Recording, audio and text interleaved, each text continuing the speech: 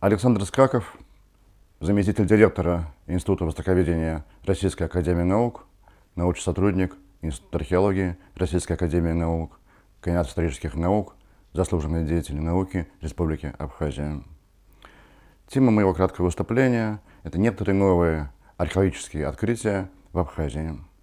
Как известно, после войны 1992-1993 года археологические работы в Абхазии были прерваны, свернуты по объективным причинам.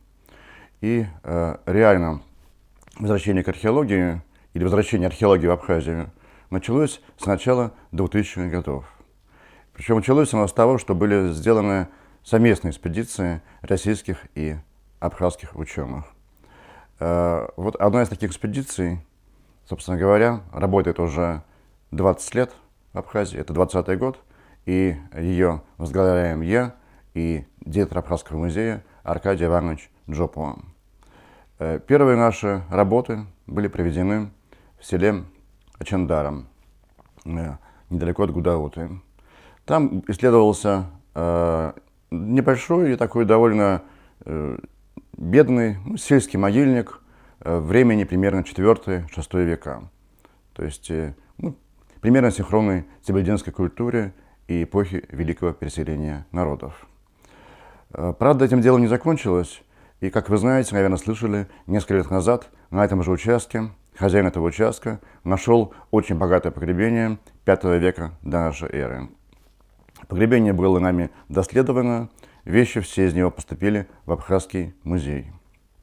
Вещи эти просто уникальные, это и бронзовые, например, бронзовая эгретка, украшение головного убора со скульптурной композицией, это многочисленное железное оружие, это серебряная чаша ахменидской работы, привезенная из Ирана, это, наконец, золотые изделия, это золотая гривна, золотые подвески, сережки и золотые перстни с различными изображениями на них. Когда мы... и еще был найден там же бронзовый шлем, являющийся импортом из античной Греции. Вот. Когда мы вели доследование этого погребения, были обнаружены еще бронзовая ваза, разломанная на множество мельчайших кусочков, сейчас она находится на реставрации, и также рядом с ней глиняный сосуд, реставрация которого уже завершена. Ну и всякие другие мелкие вещи, там стрелы, ножики и так далее. Далее, в следующем году, в 2003, наши работы переместились в село Абгархук. Там исследовалось поселение, очень интересное, это примерно 14-12 века до нашей эры. То есть это время формирования колхидской, так называемой колхидской культуры. Там были найдены и производственные помещения, то есть, видимо, горные для изготовления металла, и, видимо, жилое помещение, кстати говоря, очень по своей конструкции напоминающее недавнего времени абхазские жилища, типа апатские. Там же, в этом селе Абгархук, недалеко от этого памятника, было обнаружено, случайно обнаружено погребение конца 8-го, начала 7 века до нашей эры.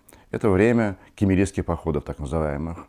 В частности, там была найдена бронзовая пектораль. Это украшение, видимо, такое нашейное, которое могло использоваться в качестве воинской амуниции, также паноплии. И топор бронзовый, орнаментированный, который очень свойственен для данного региона, для Бзырской Абхазии, и некоторые другие вещи. В дальнейшем, начиная с 2006 года, наши работы были перемещены на могильник Джантух. Могильник Джантух находится у поселка Кармара, на горе Джантух, недалеко от города Куарчал. Могильник был давно известен, работы о нем были проведены еще в 80-е годы. Но гораздо больше, чем работа археологов, на нем поработали местные, то, что называется, черные копатели, которые ограбили очень большую его часть. Грабили они, наверное, даже не из-за стремления к обогащению, а из такого азарта и интереса. но эти вещи, по большей части, погибли, пропали для науки. Вот. И, наверное, были начаты работы на месте этого могильника. Первые годы преимущественно попадались уже перемешанные и частично ограбленные погребения. А погребение там это не просто погребение, то есть это не то, что лежит один костяк в каком-то позе, это коллективные погребальные ямы. То есть тогда, когда вырывалась, например, погребальная яма размером, там, не знаю, 5 на 8 метров, вот в этой яме разводился огонь, и в этой яме кидались кости. Ну, не просто кости, а человека сначала, видимо, вешали в деревянной колоде на дерево. Такой погребальный обряд был известен у древних колхов и хорошо зафиксирован, в общем, зафиксирован античными письменными источниками. И вот когда эти кости какое-то время пролежали вот на этой, видимо, колоде деревянной, их с нее снимали, эти кости, возможно, еще их ломали, вот, и кидали их и вещи в эту большую яму, где горел огонь. Поэтому состояние некоторых вещей было такое, что просто уже было сложно понять, что это за вещь. Но самое интересное ждало нас дальше. Под основанием двух ям, погребальных ям, были найдены тайники. Тайники – это скопление сильно обожженных, в одном случае на том же самом месте, в другом случае где-то на стороне, что называется, сильно обожженных вещей. Причем вещей не всех там. Например, там нет ни одной бусины, хотя бусины очень характерны для данного памятника. Там нет, совершенно нет керамики. Там определенный набор вещей. В первую очередь это оружие и бронзовые украшения. Некоторые из них совершенно уникальные бронзовые украшения. Ну и далее, кроме вот этих тайников, был найден тоже новый тип погребальных сооружений. Это такая погребально-поминальная вымазка. То есть, когда ямы нету, а лежат такая вот вымазка из камней, и прямо в ней, и прямо под этими камнями находятся кости, человеческие, разумеется. Вот. И среди этих камней очень много было найдено наконечников копий, и даже до случаев они были найдены с подвешенными к остриям копий колокольчиками. То есть, видимо, вот такая была картинка. На вершине горы среди камней стояли врытые или вбитые в землю копья остриями вверх, и даже на двух из них висели колокольчики, и еще были развешаны колокольчики, видимо, на вбитых в поставленные деревяшки железных прутьях. Это уникальный памятник совершенно. В общем, такого другого памятника не было найдено не только на территории Абхазии, но и на территории всего Западного Кавказа. Дата этого памятника, начиная от XII века до нашей эры и до II века до нашей эры. То есть не менее чем 1000 лет. И вот и 1000 лет этот обряд с разными вариациями, он сохранялся. Тут же возникает вопрос, кем были носители вот этой традиции, этого обряда, этой культуры. Всегда считается, что Западное Закавказье – это была территория так называемой колхидской культуры. Колхидской, потому что колхида. Есть родственная культура, которая называется кабанская. Она занимала центральную часть Южного Кавказа и значительную часть Северного Кавказа. Кабанская она по тому, что первый памятник этой культуры был найден еще в XIX веке у поселения Кобан в Осетии, в Северной Осетии. Поэтому там она получила такое название. Собственно говоря, до какого-то времени считалось, что эти культуры вообще, в принципе, однотипные и более-менее одинаковые. Ну, где-то послевоенное время, то есть после 50-е, 60-е годы, их стали разделять друг от друга. То, что кабанское, то, что колхидское. Причем странным образом границы этих культур в значительной части прошли по границам тогдашних образований в рамках Советского Союза. То есть то, что в РСФСР и то, что в Южной Осетии, это была кабанская культура, а тоже за их пределами это была колхидская. Такое вот странное совпадение. Сейчас есть такая тенденция, позиция считать, что это культуры не то, что они родственны, они, конечно, родственные, безусловно, но что это единая культурно-историческая общность, кабан-колхидская, или колхидо-кабанская, все равно как называть в данном случае. И в рамках нее выделяются отдельные культуры. И вот одна из этих культур представлена памятниками Абхазии Бзыбской. Так вот ее можно назвать Бзыбская колхидская культура. Другой регион – это ингуро-районская культура, то есть то, что находится от Сухума и дальше, в том числе на территории нынешней Западной Грузии. И вот в рамках этой культуры, видимо, выделяется отдельный джантухский вариант, вот, представленный именно этим могильником. Соответственно, те, кто оставили этот могильник, они поддерживали активные связи с окружающим миром того времени. Более того, они были, судя по количеству оружия, они были очень воинственные. И в довольно большом количестве представлен античный керамический импорт, то есть привезенный из античной Греции. Странным образом этого импорта для этого времени, то есть, например, для 5-4 века, его совершенно нет на соседних территориях Северного Кавказа, то есть на территории Карачаево-Черкесии или Кабардино-Балкарии. Почему? Я думаю, потому что эти вот племена джантухского варианта, они были настолько как бы сильные и воинственные, что они просто не пропускали античных торговцев и их товары на Северный Кавказ. Что касается уровня этой культуры, он был довольно высокий. Например, на территории Абхазии и прилегающих районов, в той же самой Сванетии, найдено большое количество монет, подражаний золотым монетам македонского, старомакедонского и Лисимаха. Был такой тоже царь, уже после македонского. Вот, и это золотые монеты, сделанные как бы подражания, но с такими довольно своеобразными, интересными изображениями на них. Ну, совершенно понятно, что наличие монетного обращения собственного – это уже признак высокой культуры и высокого уровня развития общества. Кстати говоря, в той же самой кабанской культуре, так называемой, таких монет, вообще как монет, практически нет, тем более своих монет. На той же горе Джантух, недалеко от этого могильника, было обнаружено поселение. Поселение синхронно этому могильнику. Я сначала думал, что как же так, вот, неужели они могли жить на той же самой горе, где их хоронили, где в колодах висели умершие. Ну, видимо, могли. Вот. И на этом поселении найден производственный комплекс, очень интересный, необычный и совершенно явно синхронный вот этому могильнику. Там найдены горны по производству бронзы и, возможно, железа. Материалы могильник Джантух постепенно вводятся в научный оборот, публикуются, и они настолько огромные, что для их полного издания потребуется, наверное, как минимум двухтомная монография.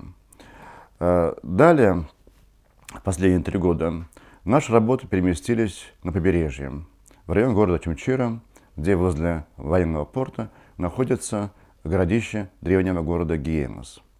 Гиенос – это античное название его, это единственный точно локализованный античный полис, именно полис на территории современной Абхазии, да и не только Абхазии, и прилегающих районов Грузии также.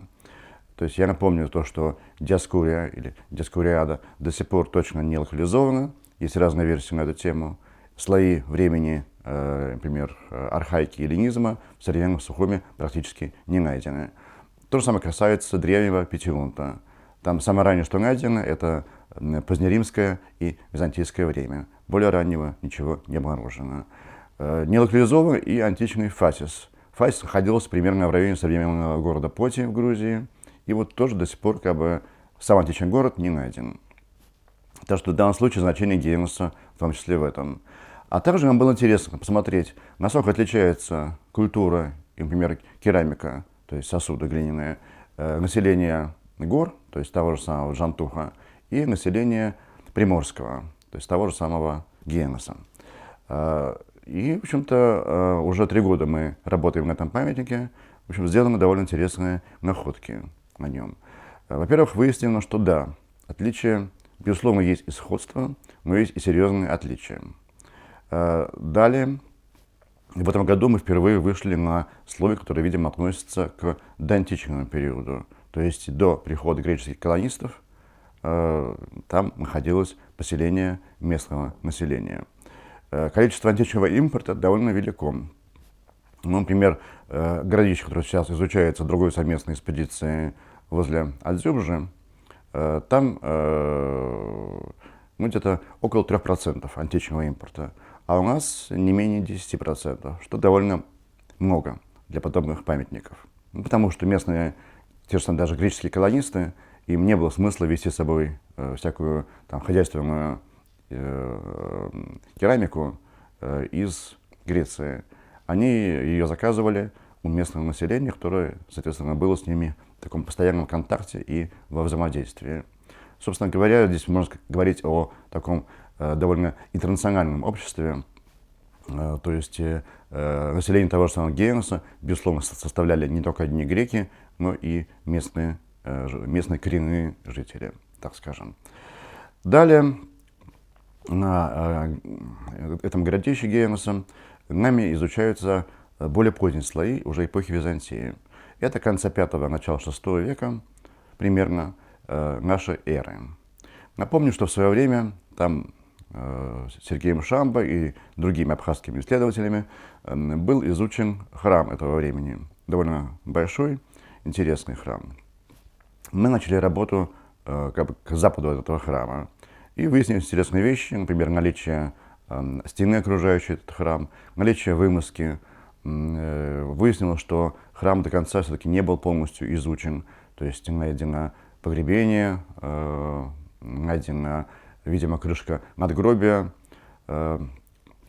такого саркофага каменная. В общем-то, довольно интересные находки. Вот, так что в наших планах дальнейшее изучение этого, безусловно, уникального памятника. Вот, я напомню еще то, что сам городище Геноса, то, что находится Генос, это было известно еще в XIX веке из-за созвучия названий окружающей местности и это название Генос. Но точно найдено оно было в 1934-1935 годах при как раз постройке вот этого военного порта. Так строили его быстро и в сжатые сроки, поэтому серьезные раскопки там проведены не были. Это был скорее такой надзор за строительными работами. И с тех пор памятник изучался другими экспедициями, и абхазскими, и грузинскими. Но вот точно понять, где что было раскопано, очень сложно. Но те два холма, которые были на территории порта, там было 3 холма изначально. Вот один холм остался, а те 2 холма, которые были там, они были уничтожены, и от них ничего не осталось. Сейчас, слава богу, командование военной части оказывает нам необходимую поддержку, и хотя бы территория этого городища не является так захламлена разным мусором, как она была до нашего приезда туда 3 года назад. В дальнейшем наши планы входят продолжение работы на этом памятнике. Да, еще я забыл сказать, что найдено за прошлые 2 года были найдены 2 надписи. Первая из них надпись выполнена на арамейском языке. Арамейский язык – это язык, собственно говоря, о котором говорил Иисус Христос. Надпись это то, что называется абецедарий, то есть алфавит. Видимо, кто-то из тех, кто... Надпись сделана на плинфе. Плинф – это древний кирпич, так называется. Такой узкий, вытянутый. Видимо, кто-то из тех, кто строил этот храм, в процессе постройки учил арамейский язык. Вот, собственно говоря, арамейский язык – это территория Израиля, Сирии. И вот где Израиль и Сирия, где Абхазия, на каком дальнем расстоянии, тем не менее, кто-то здесь был таким полиглотом, видимо. И в прошлом году была найдена надпись на греческом языке, тоже на плинфе. Это либо 2 имени, либо имя и патроним, то есть отчество. Причем одно из них греческое, а другое из них греческое имя Афра. То есть оно изначально назначило африканец, но потом оно использовалось уже просто для обозначения, как обычное имя. То есть оно свое значение потеряло.